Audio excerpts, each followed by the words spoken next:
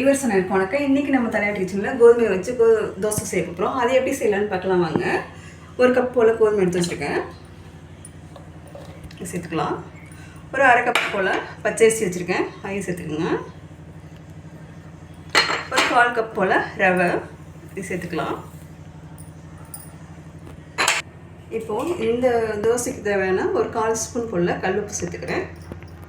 இப்போ இதெல்லாம் ஒரு 1/4 லிட்டர் போல் தண்ணி ஊற்றி கலந்துக்கலாம்.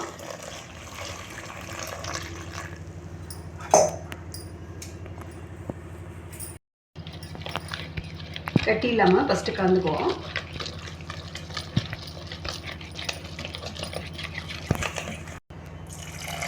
எக்ஸ்ட்ரா இன்னும் கொஞ்சம் தண்ணி சேர்த்துக்கலாம். சேர்த்துட்டு நல்லா கெட்டி இல்லாமல் கலந்து விட்டுருவோம்.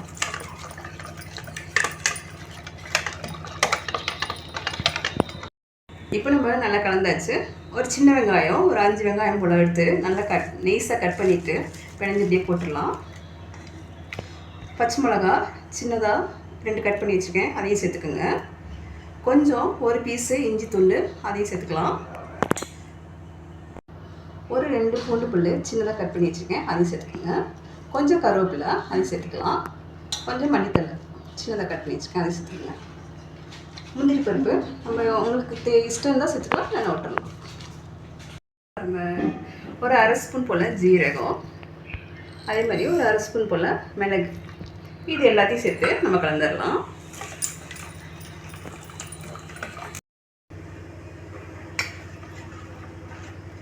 இப்போ இந்த அளவுக்கு கொஞ்சம் கெட்டியமாக இருக்குது. நம்ம ஒரு 10 நிமிஷம் போல் ஊற வச்சிடலாம்.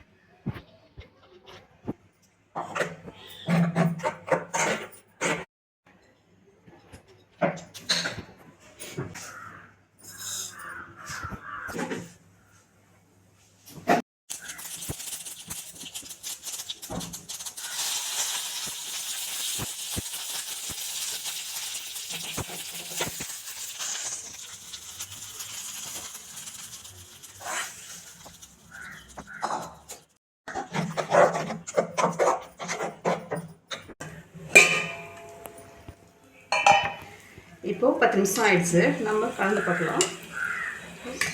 கொஞ்சம் ஊறி கெட்டியமாக இருக்குது. நம்ம தண்ணி சேர்த்துக்கலாம். ஒரு 100 ml போல் தண்ணி சேர்த்துக்கோங்க.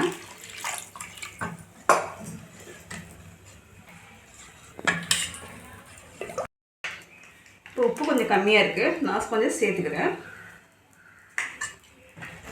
இந்த ஸ்டேஜில் நம்ம உப்பெல்லாம் செக் பண்ணிவிட்டு நல்லா தோசை மாவு கொஞ்சம் தண்ணியாக இருக்க மாதிரி பாருங்கள். நம்ம எடுக்கும் போது இப்படி இருக்கணும், அப்போ தான் ஊற்றுறதுக்கு நல்லா வரும். சூடாகிட்டுருக்கு. நம்ம வெங்காயத்தை வச்சு ஒரு தடவை தப்பிச்சுக்கலாம்.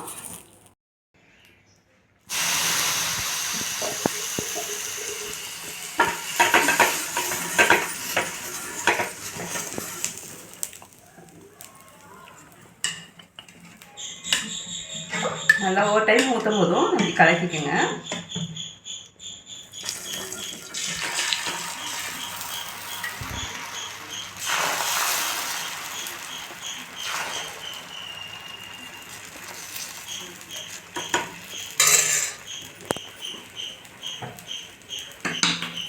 சுற்றி கொஞ்சம் நல்லெண்ணெய் ஊற்றிக்கலாம்.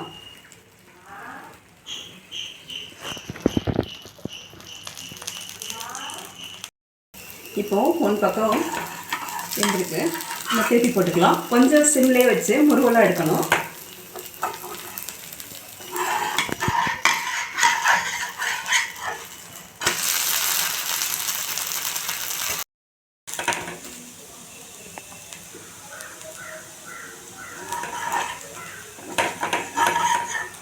இப்போ ஒரு பக்கம் நல்லா செவந்ததுக்கப்புறம் நம்ம இதை எடுத்துக்கலாம்.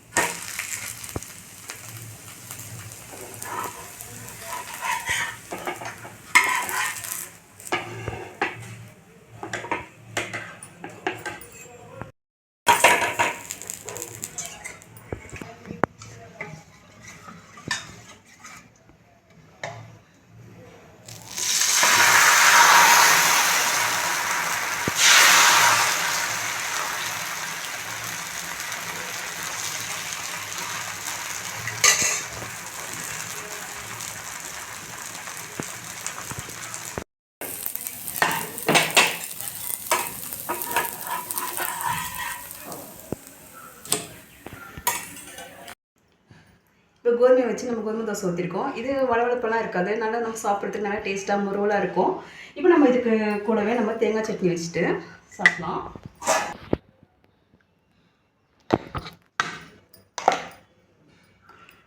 இந்த தோசைக்கு தேங்காய் சட்னி தக்காளி சட்னி வச்சுக்கலாம். அதோட பெஸ்ட்டு வந்து தேங்காய் சட்னி தான் ரொம்ப டேஸ்ட்டாகவே இருக்கும். நம்ம இப்படி வச்சு சாப்பிடும்போது ரொம்ப டேஸ்ட்டாக இருக்கும். இந்த மாதிரி நீங்களும் செஞ்சு பாருங்கள். இந்த வீடியோ பிடிச்சிருந்துச்சுன்னா அனைவரும் பகிர்ந்து கொள்ளுங்கள். பெல் பட்டன் அமைக்க அதை திருப்பி மாதிரி கேட்குறேன். ரொம்ப நன்றி.